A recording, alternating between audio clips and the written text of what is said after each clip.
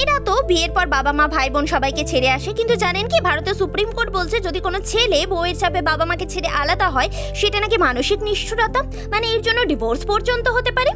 আচ্ছা, আমাদের হিন্দু সমাজের আসল নিয়ম কি ছিল মনে আছে? সংসার হলো গার্হস্থ আশ্রম, এরপরে আসে বানপ্রস্থ আর সন্ন্যাস। একসময় বাবা মা সংসারের দায়িত্ব পুত্রবধূর হাতে তুলে দিয়ে নিজেরা ঈশ্বর চিন্তা আর তীর্থযাত্রায় বেরিয়ে যেতেন।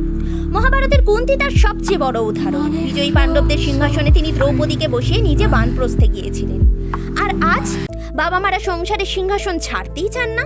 তাদের সংসার, তাদের নিয়ম, ফলে দুই প্রজন্মের দ্বন্দ্ব। মেয়েরা বিয়ে বিমুখ হয়ে যাচ্ছে আর অনেক ছেলে মাম্মাস বয় তকমায় আটকে যাচ্ছে। যারা মায়ের পাশাপাশি স্ত্রীকেও সম্মান দিচ্ছে সেখানে সংসারের সমন্বয়তা বজায় থাকছে, নতুবা সংসার হয়ে দাঁড়াচ্ছে কণ্টকময়।